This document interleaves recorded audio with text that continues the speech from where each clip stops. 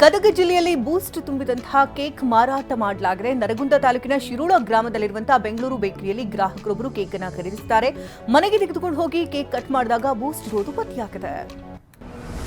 ಬೆಂಗಳೂರಿನಲ್ಲಿ ಮಗನೇ ಹೆತ್ತ ತಂದೆ ತಾಯಿಯನ್ನ ಬರ್ಬರವಾಗಿ ಕೊಲೆಗೈದಿದ್ದಾನೆ. ಕೌಟುಂಬಿಕ ವಿಚಾರಕ್ಕೆ ಪುತ್ರ ರೋಹನ್ ಭಟ್, ತಂದೆ ನವೀನ್ ಚಂದ್ರ ಭಟ್ ಹಾಗೂ ಡಾಕ್ಟರ್ ಶ್ಯಾಮಲಾ ಭಟ್ ಅನ್ನ ಬರ್ಬರವಾಗಿ ಕೊಂದಿದ್ದಾನೆ. ಬೆಂಗಳೂರಿನಲ್ಲಿ ಐಪಿಎಲ್ ಪಂದ್ಯ ಆಯೋಜನೆ ಭವಿಷ್ಯ ಸಚಿವ ಸಂಪುಟ ಸಭೆಯಲ್ಲಿ ನಿರ್ಧಾರ ಆಗಲಿದೆ. ಸಂಪುಟ ಒಪ್ಪಿದ್ರೆ ಚಿನ್ನಸ್ವಾಮಿಯಲ್ಲಿ ಆರ್ಸಿಬಿ ಮ್ಯಾಚ್ ನಡೆಯಲಿದೆ. ಈ ವಿಚಾರವಾಗಿ ಗೃಹ ಸಚಿವ ಪರಮೇಶ್ವರ್, ಪೊಲೀಸ್ ಮಹಾನಿರ್ದೇಶಕ ಎಂಎ ಸಲೀಂ, ಬೆಂಗಳೂರು ಪೊಲೀಸ್ ಆಯುಕ್ತ ಹೇಮಂತ್ ಕುಮಾರ್ ಸಿಂಗ್ ಹಾಗೆ ಕೆಎಸ್ಸಿಎ ಅಧ್ಯಕ್ಷ ವೆಂಕಟೇಶ್ ಪ್ರಸಾದ್ ಸಭೆ ನಡೆಸಿದರು. 4 ಕಾರ್ಮಿಕ ಕಾಯ್ದೆಗಳನ್ನು ವಿರೋಧಿಸಿ ಕರೆಗೆ ನೀಡಿರುವಂತಹ ಭಾರತ್ ಬಂದ್ ಜನಜೀವನದ ಮೇಲೆ ಯಾವುದೇ ಪರಿಣಾಮ ಬೀರಿಲ್ಲ. ರಾಜ್ಯದಲ್ಲಿ ಎಂದಿನಂತೆ ಬಸ್, ರೈಲು, ಮೆಟ್ರೋ, ಆಟೋ ಟ್ಯಾಕ್ಸಿ ಸಂಚಾರ ಇದೆ. ಕೆನಡಾದಲ್ಲಿ ಹತ್ಯೆಯಾದಂತಹ ಕನ್ನಡಿಗ ಚಂದನ್ ಅಂತಿಮ ದರ್ಶನಕ್ಕೆ ಲೋಟಸ್ ಪ್ರದೇಶದಲ್ಲಿ ಸ್ನೇಹಿತರು ವ್ಯವಸ್ಥೆಯನ್ನು ಮಾಡಿಕೊಳ್ತಾ ಇದ್ರು. ಹಲವು ಪ್ರಕ್ರಿಯೆ ಬಳಿಕ ಶನಿವಾರದ ವೇಳೆಗೆ ಮೃತದೇಹ ನೆಲಮಂಗಲದಲ್ಲಿರುವಂತಹ ನಿವಾಸಕ್ಕೆ ಆಗಮಿಸುವ ನಿರೀಕ್ಷೆ ಇದೆ. ಧಾರವಾಡದಲ್ಲಿ ಸರ್ವೆ ಇಲಾಖೆಯ ಸೂಪರ್ವೈಸರ್ ಸೋಮಲಿಂಗಪ್ಪ ಅವರಿಗೂ ಲೋಕಾಯುಕ್ತ ಶಾಕ್ ನೀಡಿದೆ.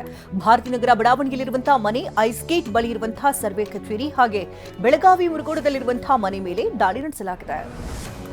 ಬೆಂಗಳೂರಿನಲ್ಲಿ ಬಿಡಿಎ ನೌಕರನೇ ಅಧಿಕಾರಿಗೆ ಧಮಕಿ ಹಾಕಿದ್ದಾನೆ. ಅಗ್ರಹಾರ ದಾಸರಹಳ್ಳಿ ಸರ್ವೆ ನಂಬರ್ 8ರಲ್ಲಿ ಬಿಡಿಎ ಜಾಗ ಒತ್ತುವರಿ ವೇಳೆ ಆಯುಕ್ತರ ಆದೇಶವನ್ನೇ ಪ್ರಶ್ನಿಸಿ ಗಲಾಟೆ ಮಾಡಿದ್ದಾನೆ. ಭೂಗಳರ ಪರವಾಗಿ ನಿಂತು ಬಿಡಿಎ ನೌಕರರ ಸಂಘದ ಅಧ್ಯಕ್ಷ ಮಂಜುನಾಥ್ ಧಮಕಿ ಹಾಕಿದ್ದಾನೆ. ಅಕ್ರಮವಾಗಿ ಕೇರಳದ ಲಾಟರಿ ಮಾರ್ತಾ ಇದ್ದ ಇಬ್ಬರನ್ನ ಮೈಸೂರು ಜಿಲ್ಲಾ ಪೊಲೀಸರು ಬಂಧಿಸಿದ್ದಾರೆ. ಪಿರಿಯಾಪಟ್ಟಣದಲ್ಲಿ ಬಂಧಿತರಿಂದ 55,200 ರೂಪಾಯಿ ಮೌಲ್ಯದ ಲಾಟರಿ ಟಿಕೆಟ್ ಹಾಗೂ 22,930 ರೂಪಾಯಿ ನಗದು ಜಪ್ತಿ ಮಾಡಿದ್ದಾರೆ. ಮೈಸೂರು ಪೊಲೀಸರು ಡ್ರಗ್ಸ್ ವಿರುದ್ಧ ಕಾರ್ಯಾಚರಣೆ ಮುಂದುವರೆಸಿದ್ದು 5 ಡ್ರಗ್ಸ್ ಮಾರಾಟಗಾರರನ್ನು ಬಂಧಿಸಿದ್ದಾರೆ. ಮಂಡ್ಯದಲ್ಲಿ 3.14 ಗ್ರಾಂ ಹಾಗೆ ಎಂಡಿಎಂಎ, ಉದಯಗಿರಿಯಲ್ಲಿ 50 ಗ್ರಾಂ ಗಾಂಜಾ ವಶಕ್ಕೆ ಪಡೆದಿದ್ದಾರೆ. ಕೆಂಪೇಗೌಡ ವಿಮಾನ ನಿಲ್ದಾಣದಲ್ಲಿ ಕಸ್ಟಮ್ಸ್ ಅಧಿಕಾರಿಗಳು ಕಾರ್ಯಾಚರಣೆ ನಡೆಸಿ ಕ್ಯಾಂಡಿ ಪ್ಯಾಕೆಟ್ಗಳಲ್ಲಿ ಸಾಗಿಸಿದಂತಹ ಮಾದಕ ವಸ್ತುಗಳನ್ನು ವಶಕ್ಕೆ ಪಡೆದಿದ್ದಾರೆ. ಬ್ಯಾಂಕಾಕ್ನಿಂದ ಆಗಮಿಸಿದ ಪ್ರಯಾಣಿಕನ ಲಗೇಜ್ ಪರಿಶೀಲನೆ ವೇಳೆ 1 ಕೆಜಿ 700 ಗ್ರಾಂ ಮಾದಕ ವಸ್ತು ಸೀಸ್ ಮಾಡಿದ್ದಾರೆ. ಶಿವರಾತ್ರಿಗೆ ಬೆರಳೆಣಿಕೆ ದಿನಗಳು ಮಾತ್ರ ಬಾಕಿ ಇದ್ದು ಮಲೆಮಹದೇಶ್ವರ ಜಾತ್ರಾ ಮಹೋತ್ಸವಕ್ಕೆ ಚಿರತೆ ದಾಳಿ ಭೀತಿ ಎದುರಾಗಿದೆ. ಹೀಗಾಗಿ ಅರಣ್ಯ ಸಿಬ್ಬಂದಿ ಶಾಕಿಂಬಳಿ ಬೋನಿಟ್ಟು ಕೂಂಬಿಂಗ್ ಕಾರ್ಯಾಚರಣೆ ನಡೆಸುತ್ತಿದ್ದಾರೆ.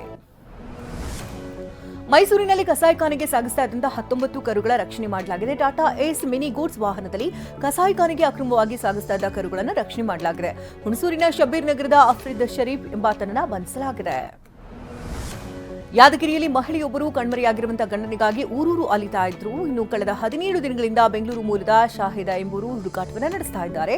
ಬೆಂಗಳೂರಿನಿಂದ ಯಾದಗಿರಿಗೆ ಟ್ರೈನ್ ಬರುವಾಗ ಪತಿ ಮಲ್ಲಿಕಾರ್ಜುನ್ ಪತ್ನಿಯನ್ನ ಬಿಟ್ಟು ಹೋಗಿದ್ದ.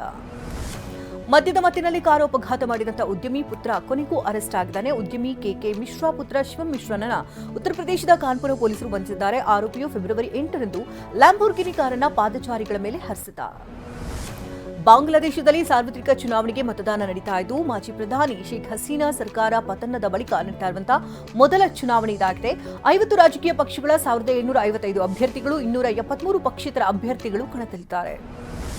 ಬೇಟು ನಟ ಅನುಪಮ್ ಖೇರ್ ಸೋಷಿಯಲ್ ಮೀಡಿಯಾದಲ್ಲಿ ತಮ್ಮ ಹೆಸರಿನಲ್ಲಿ ನಕಲಿ ಖಾತೆಗಳನ್ನು ಸೃಷ್ಟಿಸಿದವರ ವಿರುದ್ಧ ಕಿಡಿಕಾರಿದ್ದಾರೆ. ದಯವಿಟ್ಟು ಅಂತಹ ಖಾತೆಗಳನ್ನು ನಿರ್ಲಕ್ಷಿಸಿ ಅಂತ ಅಭಿಮಾನಿಗಳೇ ವಿಡಿಯೋದಲ್ಲಿ ಮನವಿ ಮಾಡಿದ್ದಾರೆ.